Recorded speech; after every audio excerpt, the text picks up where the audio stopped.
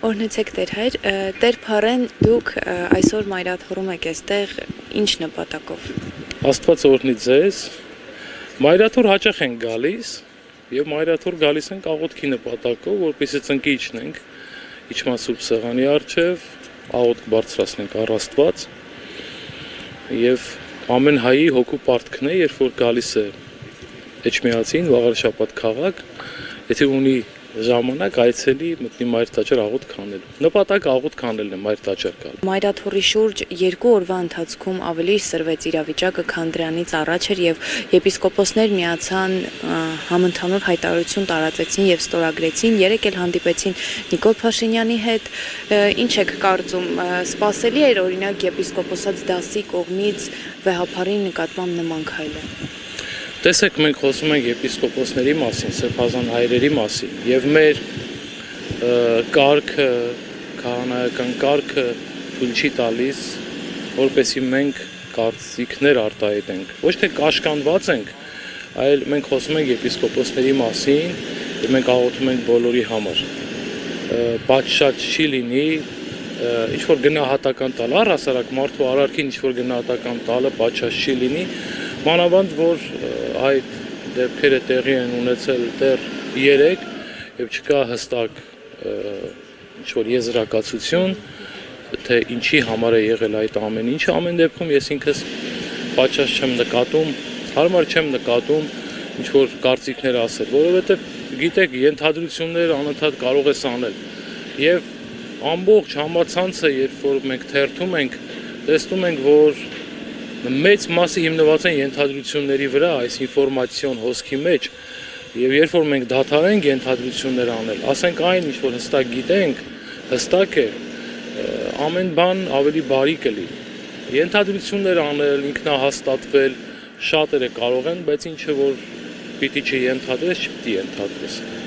Նայեք, 2018 թվականի հեղափոխությունը ըստ ամենայնի վեհափարը օրհնեց եւ եղավ վեհափարի հետ առաջին սելֆին, Նիկոլ Փաշինյանը նման հրապարակում էր ունեցել, ասելով, որ սա պատմական մի բան է, որ որևէ մեկը քաղաքական որևէ գործիչ վեհափարի հետ սելֆի է արել, ապա 1 տարի անց դրանից ասաց, որ այն հոգեվորականները, ովքեր կփորձեն դուրս գալ կառավարության, իշխանության դեմ, ծնկի կբերվեն։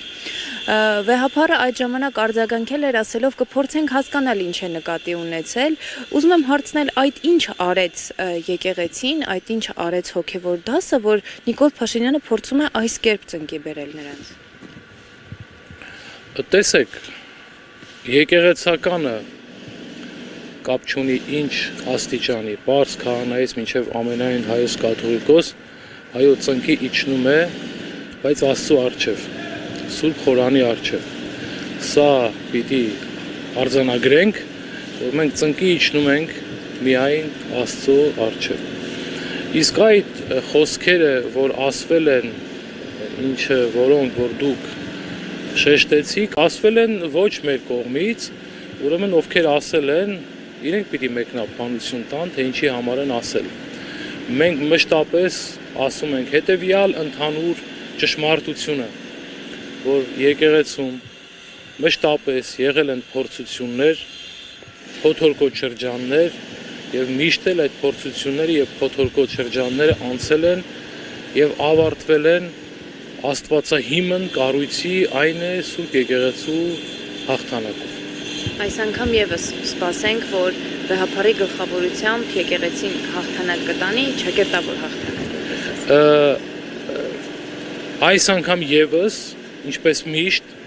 եկեղեցին պինդ է, վեհափար հայրապետը իր աղոթքով, իր հայրական օրհնությամբ ամուր է եւ ամեն օր մեծ իր օրհնություններն է բաշխում եւ այս ամեն ինչ ավարտվելու է բարի կերպով եւ մենք բոլորս ցես հետ միասին շարունակելու ենք մեր աղոթական կյանքը, մեր հովվական, ծիսական կյանքը եւ նորից մեր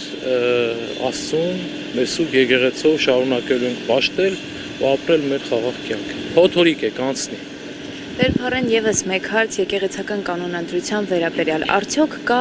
հիմնավոր որևէ կետ, որը կսահմանի օրինակ վեհափարի դեմ դուրս եկող քահանաների,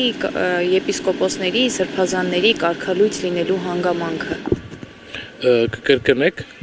կա արդյոք եկեղեցական կանոնադրության մեջ կետ, որով սահմանվում է, երբ որ օրինակ քահանան, եպիսկոպոսը կամ որևէ այլ դասի հոգևորական դուրս է գալիս վեհափարի դեմ, կարգալույծ է լինում։ Կանոնագրքի մեջ շատ կան այդպիսի կանոններ, բայց եկեք խոսենք հայոց եկեղեցու կանոնադրությունից, հայոց եկեղեցու կանոնադրության հենց առաջին տողերի մեջ նշված է, ես կարող է բառացի մեջ չբերեմ, որ հայ եկեղեցին, հայ առաքելական եկեղեցին մի կառույց է, որի հավատավորները ընդունում են Սուրբ Գիրքը, եկեղեցու սրբազան ավանդությունը, ծեսերը, կենցաղական սովորույթները եւ ենթարկվում են նվիրապետական կարգին։ Իսկ նվիրապետական կարգը ամենայն հայոց կաթողիկոսից աստիճանակարգումով իջնում է մինչև դպիր։ Մեր եկեղեցում կարմիր թելի նման գնում է, խոնարհվել է, հնազանդվել է նվիրապետական կարգին։ Եվ առհասարակ քրիստոնյա մարդու եւ նամանավանդ հոգեվորականի ուխտի առանցքում հիմքում ընկած է հնազանդության ուխտը։